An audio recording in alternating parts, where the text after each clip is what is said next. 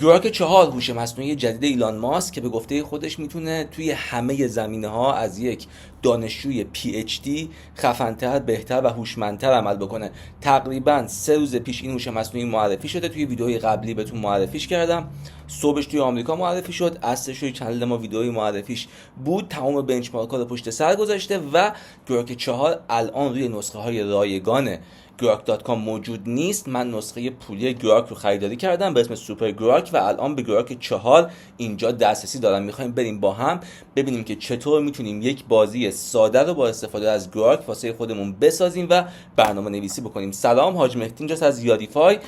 عینک معروفم رو توی دفتر جا گذاشتم، الان خونه بودم گفتم سریعا بیام و این اکانتی که امروز خریدم رو به شما نشون بدم. گراک 4 هستش، قدرتش رو با هم تست بکنیم. خب همونطور که گفتم توی ویدئوی قبلی من بهتون گراک 4 رو معرفی کردم، گفتم که قوی ترین و گرون ترین هوش مصنوعی دنیا معرفی شده و این ویدیو رو حتما پیشنهاد میکنم ببینین. اگرم که دوست داشتین در مورد برنامه نویسی بیشتر بدونین من روی اینستاگرام دنبال بکنین یا ویدیوهای دیگه رو یه نگاهی بندازین و همینطور اگر دوست داشتین پایتون و پردازش تصویر رو یاد بگیرین یه نگاهی به این ویدیو بندازین. خب همونطور که گفتم گراک 4 اومده و تمام بنچمارک ها رو ترکونده. بنچمارک ها اگه نمیدونین شرکت هایی هستن که میان هوش مصنوعی مختلف رو توی دسته‌بندی های مختلف تست میکنن و بهشون یه نمره میدن و توی هوشمندی گراک 4 اول هست، قبلش جمنای 2.5 پرو بود. توی سرعت خب از لحاظ سرعت چون که گراک 4 یک هوش مصنوعی پیشرفته و پیچیده هست طبیعتا سرعت خاصی نداره، یعنی پرسرعت ترین نیست و جمنای 2.5 فلش همچنان از همه سریعتر هست. توی قیمت با اینکه از کلاود 4 خیلی خفن تره توی پرفورمنس ها. ببینید مثلا اینجا توی اینتلیجنس کلاود 4 تقریبا فکر کنم اینجا میشه، آره نمرهش 84 هست، گراک 473 هست، ولی توی قیمت همچنان کلاود 4 خیلی گرونتره ولی در واقع کلاود 4 گرونترینه و گراک 4 با اینکه قدرتمندتر هست همچنان ارزونه و توی تست‌های دیگه همونطور که میبینین گراک 4 در صدر جدول قرار گرفته و ایلان ماسک ادعا کرده ما دانش رو دوباره خلق کردیم، اگر که بخوایم کلماتش رو ترجمه بکنیم و خلاصه که ترکونده. و یه بازی رو هم نشون دادم و این بازی رو از 0 تا 100 با استفاده از گراک 4 فقط توی چند ساعت توی 4 ساعت ساختن این بازی رو که اگه بخوام یه تیکایش هم بهتون نشون بدم. So actually just made first person shooting game in coding the core logic of the game but actually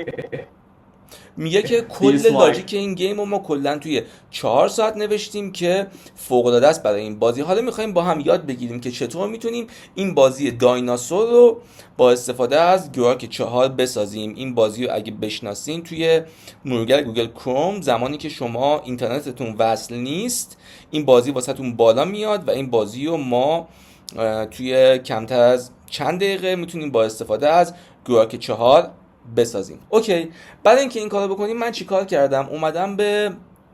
خود گراک گفتم که آقا من یه پرامپت انگلیسی میخوام برای ساخت بازی معروف دایناسور گوگل کروم واسم بنویس. اومده پرامپت رو نوشته، گفته که مکانیک های گیم به چه صورت کار میکنه، ویژوالاش به چه صورت، کنترل کردن گیم به چه صورته و فیچراش به چه شکل هست و از چه در واقع به صورت تکنیکال با چه چیزایی ساخته بشه و گفته که آقا مثلا با HTML و CSS و جاوا اسکریپت اینا رو بساز. اگر که برنامه نویسی با HTML CSS جاوا اسکریپت رو بلد نیستین و دوستان یاد بگیرین حتما یه پیام به من توی اینستاگرام به آیدی یادیفای آندرلاین بدین یا به وبسایتمون سر بزنین، ما کلی آموزش پروژه محور و خفن برای اون هم داریم. خب اومدم اینجا یه دونه پرامپت رو ازش گرفتم، همون پرامپت رو اومدم دادم به گراک 4. در واقع اینجا اومدم پرامپت رو دادم به گراک 4، گفتم که create a browser based game inspired by Google Chrome dinosaur game T-Rex runner و کلا این پرامپت رو بهش دادم و اومد واسه من توی 1 دقیقه رفقا. خیلی مهمه این thought for 60 seconds، یعنی برای 1 دقیقه فکر کرده و عملیات فکر کردنش رو هم اینجا واسه من نوشته که به چه چیزایی فکر کرده و بعد اومده کد اون رو واسه من اینجا قرار داده و تنها کاری که ما باید بکنیم این هست که بیایم این کد رو کپی بکنیم، وارد محیط کد نویسیمون بشیم، یه جایی پیست بکنیم و با یک فرمت .html اون رو ذخیره بکنیم. اگر که این محیط کد نویسی هم ندارین، یه دونه فایل نوتپد توی سیستمتون باز کنین، این کدا رو توش کپی کنین، با فرمت .html اون رو ذخیره کنین و اگر که اون فرمت رو هر جایی باز بکنین میبینین که این بازی واسه ما لود میشه و خیلی هم خفن عالیه. من سعی کردم که بازی های دیگه ای هم با استفاده از گراک 4 بسازم، مثل این بازی پکمن که اینجا معرفی کرده بود. اجازه بدین من اینو باز بکنم. این بازی پکمن رو سعی کردم باش بسازم، به ارور خورد، نتونست بسازه و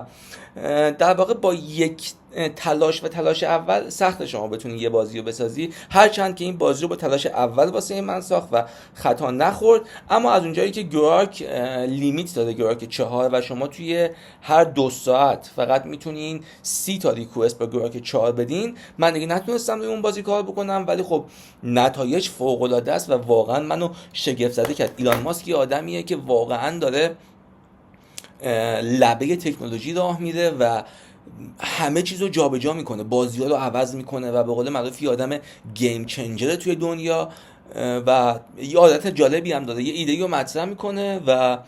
کلی آدم ها توی دنیا بهش انتقاد میکنن، میگن که آقا این ایده نشدنیه، نمیتونی، خیلی بزرگه، فلان بیسار، و یه ایونت میذاره، یه سمینار میذاره، اون ایده رو معرفی میکنه و تمام خبرنگاران، افرادی که بهش انتقاد کرده بودن که آقا این حرف نشدنیه، نمیشه، رو دعوت میکنه تو اون سمینار و بهشون میگه که داداش خدمت شما این ایده رو اجرایی کردیم. یکی از دیوانه وارترین حرفاش هم این بود که تا 2050 یعنی 25 سال دیگه میخوایم یه کاری بکنیم که بیش از 1 میلیون نفر روی کره مریخ زندگی بکنن و خیلی هیجان انگیز و عجیبه که تا کمتر از 25 سال دیگه ما یه سری آدمایی خواهیم داشت که روی مریخ زندگی میکنن و انسان میتونه یک موجود 2 سیاره‌ای تا چند سال دیگه و چند سیاره‌ای تا چندین سال دیگه تبدیل بشه، که این میتونه برای تهدید نابودی کره زمین یک چیز خیلی خفن باشه. فرض کنین که مثلا 1000 سال دیگه، 2000 سال دیگه یا چند میلیون سال دیگه حتی زمین نابود بشه و آیندگان ما روی کره های دیگه به جز مریخ دارن زندگی میکنن و میگن که مثلا پدر بزرگ ما روی زمین بود، یا مثلا من متولد مریخم، با بزرگم متولد زمین بود و اصلا دنیا داره یه جای خیلی عجیب و غریبی میشه. میگم ایلان ماسک یه سری کارهای دیوونه وار داره میکنه. یکی دیگه از ایده هاشم ساخت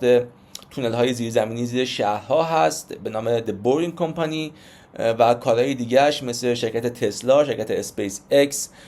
شرکت استارلینک که گفته که تا 10 سال دیگه میخوایم اینترنت رو یک مفهوم جهانی رایگان بکنیم که همه آدما بتونن به اینترنت وصل بشن. الان شما بخواید به اینترنت استارلینک وصل بشین نیاز دارین که یه دیش استارلینک داشته باشین، اما از سری گوشی‌های جدید فکر کنم از آیفون 14 یا 15 اگه اشتباه نگم به بعد، فکر کنم آیفون 15 بوده، میتونن به اینترنت استارلینک بدون اینکه نیاز به دیش ماهواره داشته باشه نصب بشن. و میگم دنیا با ایلان ماسک یه جای خیلی عجیب و غریبی میشه و امسال الان سال 2025 هستیم، من تقریبا مطمئنم که ایلان ماسک حتما و قطعا یکی از رئیس جمهورهای آینده آمریکا خواهد بود و باید ببینیم که اون دوره‌ای که ایلان ماسک رئیس جمهور آمریکا میشه چقدر دنیا میتونه عجیب و خفن و پیچیده و جذاب بشه. دم شما گرم، مرسی که تا اینجا با من همراه بودین. حاج مهدی اینجاست از یادیفای. اگر که به برنامه‌نویسی هوش مصنوعی علاقه دارین کانال منو سابسکرایب داشته باشین، منو توی اینستاگرام با آیدی یادیفای آندرلاین دنبال بکنین و اگر نظرم داشتین واسه من پایین این ویدیو بذارین. مرسی بابت توجهتون. بریم